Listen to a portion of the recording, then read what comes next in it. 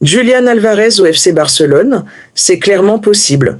Et ce n'est pas moi qui le dis, mais bien un conseiller proche de la direction qui l'a annoncé. Petit conseil, reste bien jusqu'à la fin de cette vidéo. Mais juste avant de rentrer dans l'actualité, salut à tous les amis, j'espère que vous allez bien. Aujourd'hui, on se retrouve pour une toute nouvelle vidéo sur l'actualité du FC Barcelone. Pour ceux qui me découvrent aujourd'hui, c'est très simple. Ça fait maintenant plus de 4 ans que je vous propose des vidéos quotidiennes sur l'actualité du Barça. Donc si tu es fan du FC Barcelone, ou tout simplement d'actualité football, tu es clairement sur la bonne chaîne. N'hésite pas à mettre un maximum de pouces bleus, à partager la vidéo et surtout à t'abonner. D'ailleurs, on vise les 100 000 abonnés d'ici 2027, un objectif qui me tient vraiment à cœur. Merci d'avance à tous ceux qui soutiennent la chaîne. Comme je l'ai dit en début de vidéo, on a une information importante concernant Julián Álvarez et le FC Barcelone, mais pas seulement. Il y a aussi plusieurs autres infos très intéressantes, donc reste bien jusqu'à la fin. Sur ce, on fait une petite pause et on commence avec l'info numéro 1. On démarre tranquillement cette vidéo avec une info plutôt sympa.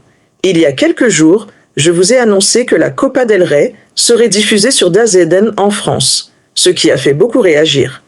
Eh bien, bonne nouvelle, la Super Coupe d'Espagne ne change pas de diffuseur. C'est officiel, elle sera diffusée sur la chaîne L'Équipe jusqu'en 2028. Prochaine date, 7, 8 et 11 janvier 2026. Cela signifie qu'on pourra voir ou revoir le FC Barcelone soulever ce trophée en clair sur la TNT. C'est une bonne nouvelle car les matchs gratuits deviennent de plus en plus rares.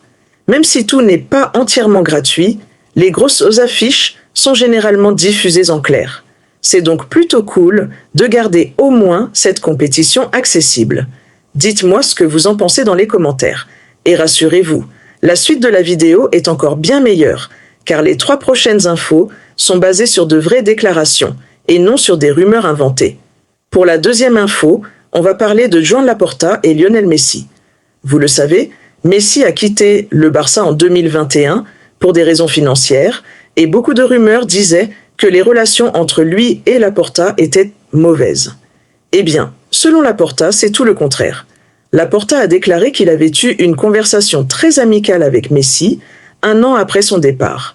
Il se dit ouvert à un hommage ou même à une statue, rappelant que l'ère Messi est la plus glorieuse de l'histoire du club. Cela montre que les relations se sont apaisées, ce qui est une très bonne chose. Dès qu'on en saura plus sur cet éventuel hommage, je vous tiendrai informé. Passons maintenant à la 3e info. On parle beaucoup d'un mercato XXL du Barça, notamment en défense. Beaucoup d'entre vous évoquaient le nom d'Alessandro Bastoni.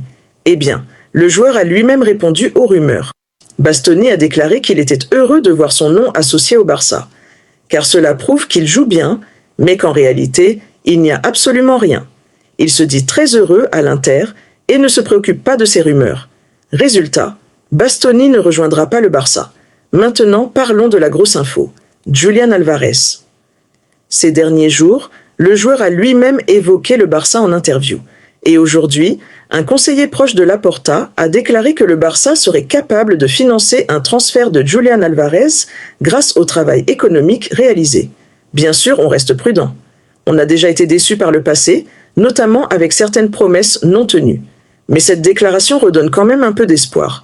Personnellement, j'essaie de rester calme, car avec le Barça, on sait que le mercato est toujours compliqué.